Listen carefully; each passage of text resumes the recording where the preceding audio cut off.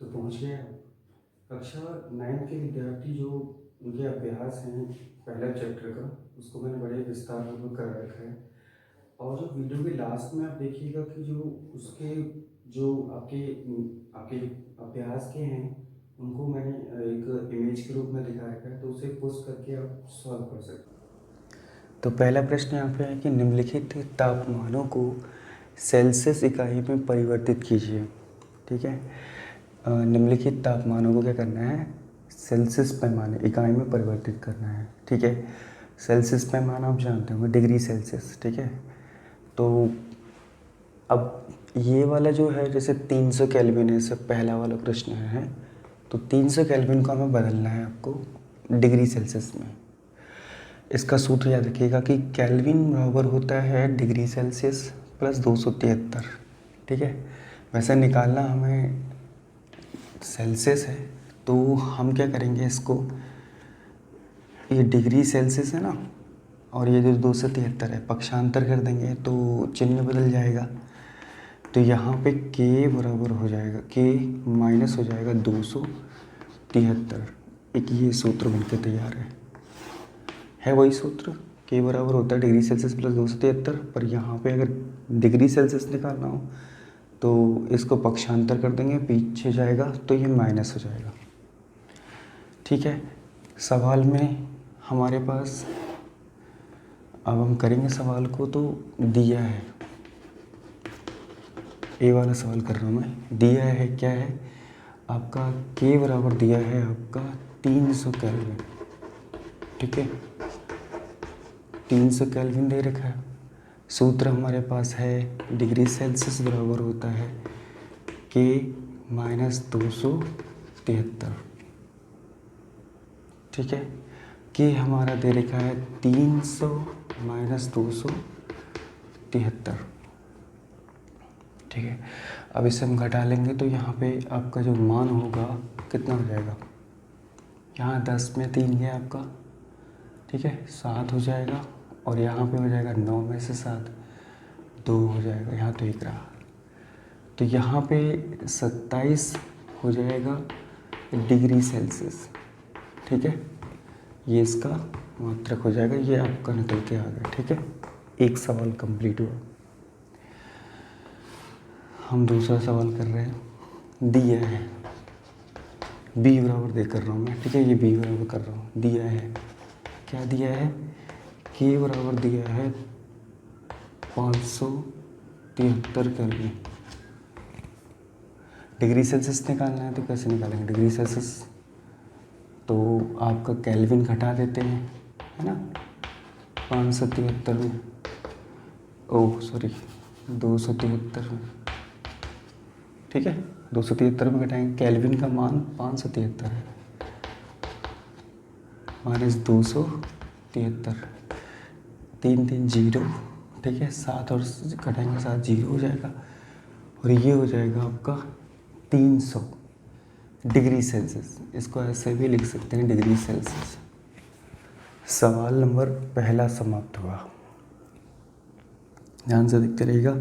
दूसरा क्वेश्चन है हमारा, निम्नलिखित तापमानों को केल्विन इकाई में परिवर्तित कीजिए। पहला वाला आपने देख लिया होगा, उतार भी लीजिए, समझ लीजिए। हम दूसरा करेंगे तो इसमें हो जाएगा आपका, मैं यहाँ पे मिटा देता हूँ।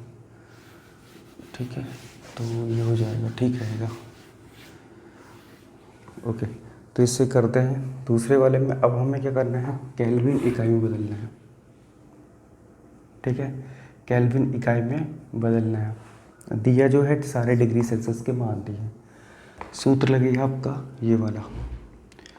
सो के बराबर होता है डिग्री सेल्सियस प्लस 273, ये हमारा सूत्र लगेगा।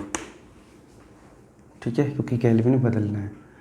तो बात यहाँ पे आएगी, डिग्री सेल्सियस यहाँ पे 25 दे रखा है, 273 जोड़ देते हैं, 5 3 8 9 हो जाएगा, और ये हो जाएगा आपका 2 हो जाएगा। ठीक है, और ये आपका केल्विन हो जाएगा, के बराबर आपका 298 केल्विन। ये जो होता है आपका आपका रूम टेम्परेचर होता है यानी कमरे का तापमान। नॉर्मली आपका कमरे का तापमान, लैब का तापमान 25 होता है, ठीक है, 25 डिग्री सेल्सियस आपका होता है। ये बात समझ में आ गई। तो केल्विन बराबर निकल के आ गया 298। अगर कितना दिया है, 25 डिग्री सेल्सियस दिया, तो उसमें जुड़ता है केल्विन। डिग्री सेल्सियस का बड़ा पैमाना होता है तो उसमें जुड़ेगा, ठीक है। नेक्स्ट आते हैं इस वाले में।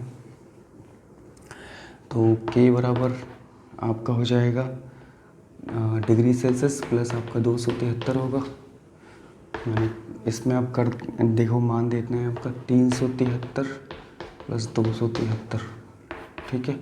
3 3 6, 7 और 7 14, यहाँ से लगा 1 और ये 6 होगा, ठीक है। तो ये आपका केल्विन पैमाना हो जाएगा, ठीक। अब आते हैं यहाँ पे क्वेश्चन नंबर तीसरा देना है, उसे कारण सहित बताना है, अवलोकन करके आपको बताना है कि तीसरे क्वेश्चन में कि नैप्थलीन, तीसरे का ए क्वेश्चन कर रहा हूँ, नैप्थलीन का रखा रहने देने पर समय के साथ कुछ भी ठोस पदार्थ छोड़े बिना अदृश्य हो जाता है, ठीक है। सवाल पहले समझते हैं।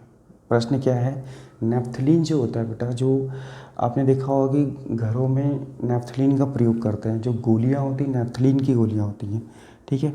वो नैप्थलीन की गोलियों को कपड़ों में रखा जाता है कि क्या करने के लिए, कि उसमें कीड़े ना लगे। तो ये क्या होता है, कुछ टाइम बाद आपने देखा होगा कि 2-3 महीने बाद वो गायब हो जाती है जो गोली होती है, ठीक है। अब वो ऐसा क्यों होता है इसका देखते हैं। तो अदृश्य क्यों हो जाती है, यानी गायब हो जाती है, वहाँ नहीं रहती है।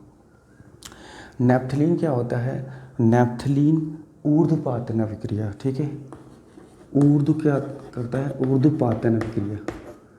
नैप्थलीन ऊर्ध्वपातन अभिक्रिया के द्वारा क्या होता है, वह सीधे ठोस से गैस में बदल जाता है, जिस कारण क्या होता है, नैप्थलीन जो जहाँ रखा रहता है बिना कुछ छोड़े, कुछ पदार्थ भी छोड़े, वो क्या करता है, आपका गायब हो जाता है, अदृश्य हो जाता है।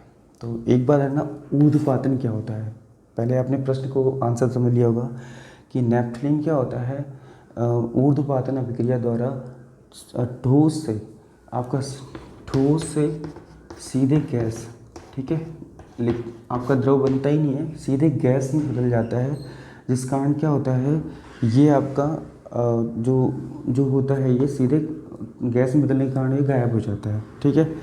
तो ये ऊर्ध्वपातन अभिक्रिया क्या होती है, जब कोई पदार्थ गर्म किए जाने पर सीधे ठोस से सीधे गैस में बदल जाता है तो उसे ऊर्ध्वपातन अभिक्रिया कहते हैं। ये बहुत महत्वपूर्ण है, ठीक है। जैसे कि आपने कपूर देखा होगा इसका उदाहरण। अगला आते हैं बी वाला, तीसरे का बी। हमें इत्र की गंध बहुत दूर बैठे हुए भी पहुंच जाती है, ठीक है, पहुंच जाती है। अगर हम बहुत दूर बैठे हैं तभी भी हमें क्या होता है, इत्र यानी सेंट जो होता है, उसकी जो गंध होती है, फ्रेग्रेंस होती है, वो दूर तक हम बैठे हैं तभी भी हमें पहुंच जाती है। देखिए सुनिए, इसका उत्तर क्या होगा। जो पदार्थ के कण होते हैं सदैव गतिशील होते हैं, ठीक है, तथा जो गैस होता है, जो गैस है ना, जो आपका इत्र है वो गैस है, तथा गैस के कारण की कणों की जो विसरण गति जो होती है बहुत अधिकतम होती है, और ये होते हैं वायु में, ये बहुत तेज़ी से क्या होते हैं, मिल जाते हैं, पहुंच जाते हैं।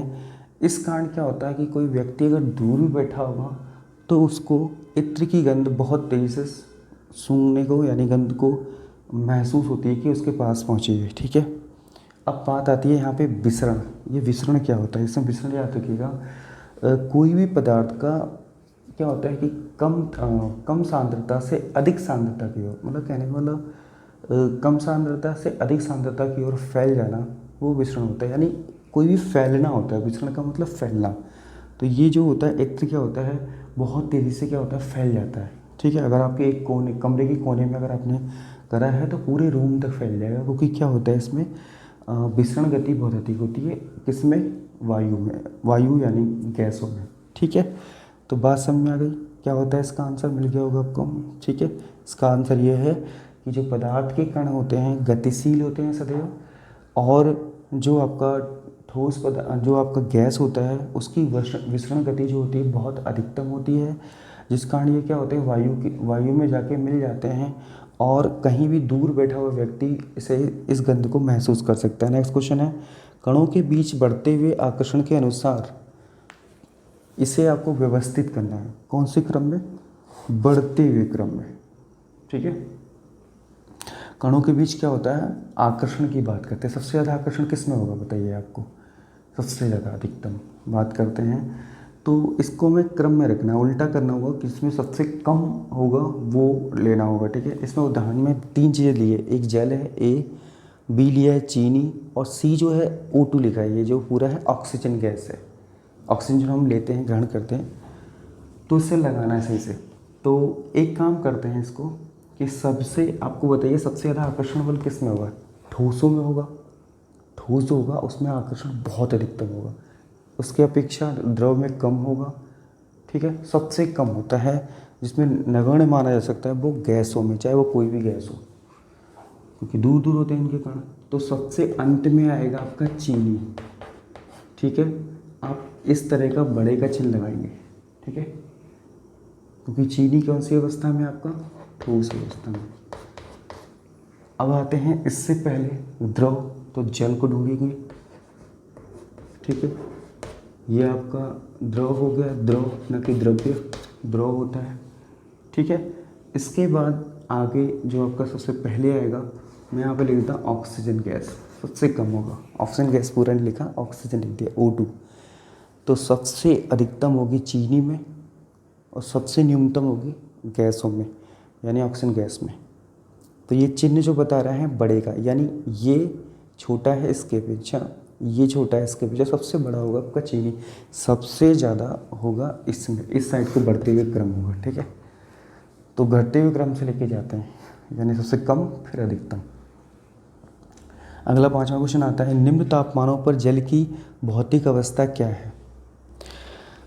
ये दिख रहा होगा आपको, 25 डिग्री सेल्सियस, 0 डिग्री सेल्सियस, और आपका सी दे रखा है 100 डिग्री सेल्सियस। ध्यान रखना, जल का दे रखा है। जल की भौतिक अवस्था क्या होती है कि जब कोई पदार्थ आपके कमरे के तापमान में रख दिया जाए, ये जो मैंने अभी 25 डिग्री से बताया था, अभी यहाँ पे कहीं बताया था, ये वाला, ये जो होता है आपका कमरे का तापमान होता है। वैसे 298 केल्विन पे होगा, पर हम यहाँ पे 1 डिग्री सेल्सियस की बात कर रहे हैं। ठीक है, तो ये जो होगा आपको मैं यहाँ बताता हूँ। ठीक है, ये 5वें का यहाँ आंसर बताता हूँ। ए दे रखा है आपका 25 डिग्री सेल्सियस। तो ये कौन सी अवस्था में होगा? कमरे का तापमान में जल कौन सी अवस्था में होगा? वो भाई जल ही होगा, यानी कौन सी अवस्था में? द्रव होगा, यानी जल होगा। ठीक है, जल अवस्था में रहेगा द्रव। अब आते हैं बी वाला क्या कहता है? बी कहता है कि 0 डिग्री सेल्सियस। अब 0 डिग्री सेल्सियस क्या होगा देखते हैं।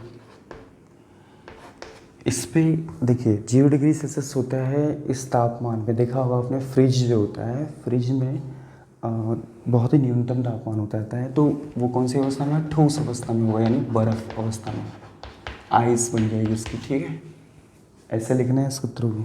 सी का जो दे रखा है आपका, सी का आंसर दे रखा है 100 डिग्री सेल्सियस, यानी 100 डिग्री सेल्सियस। तो ये इसकी गैस अवस्था होगी, कह सकते हैं जलवाष्प, यानी वाटर वेपर बन जाएगी, यानी कि आपका जलवाष्प हो जाएगी। तो ये क्वेश्चन यहाँ पे रहेगा आपका, जल कमरे के ताप पर द्रव है, यानी लिक्विड है। जल कमरे के ताप पर क्या है? द्रव है। देखिए इसका उत्तर क्या होगा, ध्यान से सुनिएगा। जो द्रव होते हैं उनमें बहाव पाया जाता है। ठीक है, द्रव में जो होते हैं जिसमें बहाव पाया जाता है, ये किसी भी बर्तन में डाले जाने पे क्या करते हैं, उसी का आकार ले लेते हैं। ठीक है, और ठीक है, आकार ले लेते हैं। और देखा जाए जो जल है, जो जल का जो क्वथनांक होता है, जल का क्वथनांक होता है कमरे के तापमान से अधिक होता है। ठीक है, और जो उसका हिमांक होता है, हिमांक जो होता है वो आपके जल के कमरे के तापमान से बहुत ही कम होता है। इस वजह से क्या होता है, जल कमरे के तापमान पे द्रव होता है। ठीक है, समझ में आ गया होगा आपको। जल क्या है, जल में बहाव, जो द्रव होते हैं उनमें बहाव पाया जाता है। ये किसी बर्तन में रखे जाने पर उसका आकार ले लेते हैं। और जो जल होता है, देखा जाए इसका जो क्वथनांक होता है, क्वथनांक जो होता है वो कमरे के तापमान से अधिक, बहुत अधिक होता है, 100 डिग्री सेल्सियस होता है ना। और जो जो उसका हिमांक होता है यानी फ्रीजिंग पॉइंट जिसे कहते हैं, वो आपका बहुत कम यानी 0 डिग्री सेल्सियस होता है। इस वजह से क्या होता है कि जल कमरे के तापमान पर द्रव है। आते हैं दूसरे क्वेश्चन बी पे, छठे का। लोहे की अलमारी कमरे के ताप पर ठोस है। ठीक है, इसका उत्तर सुनिएगा। जो लोहा होता है, लोहा एक कमरे के लोहे जो होता है कमरे के तापमान पे क्या होता है, ठोस होता है। ठीक है, इसका निश्चित आकार, निश्चित आयतन होता है। और ये क्या होता है आपका, ये कठोर भी होता है। और इसमें जो घनत्व होता है, लोहे का जो घनत्व होता है बहुत अधिक होता है। और इस वजह से क्या होता है, यही कारण है कि लोहे के कमरे के तापमान पे क्या होता है, ठोस होता है। ठीक है, कोई भी ठोस पदार्थ होता है उनका घनत्व अधिक होता है। घनत्व अधिक होगा तो पानी में डालेंगे तो वो डूब जाएगी। ठीक है, कम होगा तो वो ऊपर तैरेगी। ठीक है, ऊपर तैरेगी इस तरीके से। ठीक है, और अगर बात की जाए अपने लोहे की तो लोहा जो होता है कमरे के तापमान पे ठोस होता है और कठोर भी होता है। इनका आयतन भी निश्चित होता है और आकार भी। आते हैं क्वेश्चन नंबर 7वां। 7वां क्वेश्चन कह रहा है 273 केल्विन पर, 273 केल्विन पर बर्फ़ को ठंडा करने तथा जल को इसी तापमान पर ठंडा करने पर शीतलता का प्रभाव अधिक क्यों होता है। ठीक है, शीतलता का प्रभाव अधिक क्यों होता है। देखिए, जब बर्फ़ पिघलती है ना, जब वो बर्फ़ पिघलती है तो ये वातावरण से क्या करती है, गुप्त जो ऊष्मा होती है इनकी, ठीक है, वातावरण से क्या होती है, गुप्त ऊष्मा के बराबर क्या होती है, ऊष्मा अवशोषित कर लेती है। ठीक है, जब क्या होता है बर्फ़ पिघलती है तो वो क्या होती है, ये वातावरण से गुप्त ऊष्मा के बराबर ऊष्मा को अवशोषित कर लेती है। जिस वजह से क्या होती है, उसमें शीतलता का प्रभाव अधिक हो जाता है। ठीक है, बात समझ में आ गई होगी। ठीक है, ओके। अब आते हैं प्रश्न नंबर 8 की।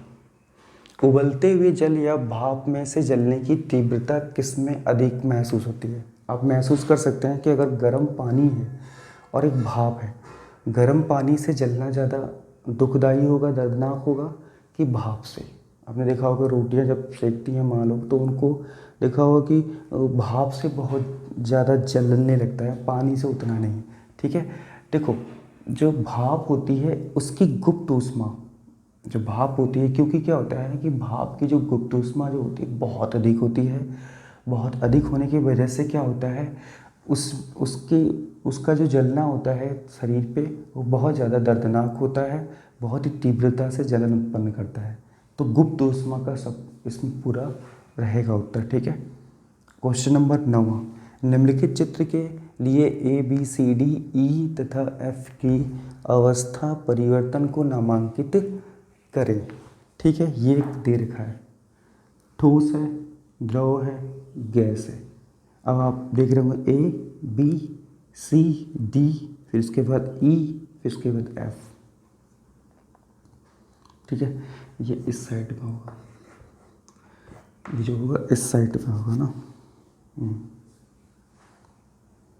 तो करते हैं इसको। अब पहला इसमें क्या दे रखा है, A। इसकी जगह क्या होगा, जब ठोस द्रव में आता है तो इसे कहते हैं आपका संगलन, संगलन, गलना, इसे कहते हैं गलनांक। कोई भी ठोस पदार्थ द्रव में आता है ना तो संगलन होता है, इसे संगलन कहते हैं। अब द्रव से गैस में आएगा, किसमें आएगा, गैस में, तो इसे कहते हैं वाष्पीकरण। यहाँ लिख देता हूँ करण, तो वाष्पीकरण हो जाएगा। तो ये वाष्पीकरण हो गया। इसे हम कहते हैं आपका क्वथनांक भी कहते हैं, यानी क्वथनांक की प्रक्रिया होती है। अब आते हैं गैस के। गैस से आपका ये जो तीर है यहाँ साइड में लगा, इस साइड में, तो C ये होगा। तो गैस से द्रव में बदलना क्या होता है, इसे कहते हैं संघनन। संघनन, समझ में आई बात। संघनन, ठीक है, संघनन होता है यानी जब गैस के कण द्रव में बदल जाते हैं। आपने देखा होगा जब पानी गर्म किया जाता है, उबाला जाता है, तो जब भाप बनती है ना, जल वाष्प, तो वो बर्तन के ऊपर टकराती है, बर्तन के टॉप पे टकराती है, इसके जो प्लेट रखी है, तो क्या होता है उसमें छोटी सी जो ड्रॉप होती है, बूंदें इकट्ठा हो जाती हैं, वो इकट्ठा होकर के द्रव बन जाती है, नीचे फिर गिर जाती है। इसे कहते हैं संघनन। अब आते हैं द्रव से ठोस में, ये डी दे रखा है, इसे कहते हैं आपका हिमीकरण भी कहते हैं, या यहाँ पे हिमांक होता है, ठीक है, या इसे हम जमना भी कहते हैं, जमना कहते हैं, ये भी सही है। हिम बनना, हिम मतलब बर्फ बनना। अब ये चीज़ ना ठोस हो जाना अवस्था में। तो जल एक ऐसा पदार्थ है जो तीनों अवस्थाओं में पाया जाता है। अब आते हैं ये ई क्या दे रखा है, ठोस से गैस में, ठीक है। तो ये जो होता है, देखो जब कोई पदार्थ ठोस हो और सीधे गैस में बदल जाए तो उसे कहते हैं यहाँ पे ऊर्ध्वपातन, ऊर्ध्वपातन, ऊर्ध्वपातन यहाँ पे ई पे लिखा जाएगा। और यहाँ पे जो होगा, अगर ठोस से ही बात की जाए, यहाँ से गैस से ठोस, ये तो आपका ठोस हो जाएगा, ये यही था आपका, यहीं पे साइड में लगते हैं, यही है। इसका भी आंसर क्या होगा, ऊर्ध्वपातन होगा, ऊर्ध्वपातन।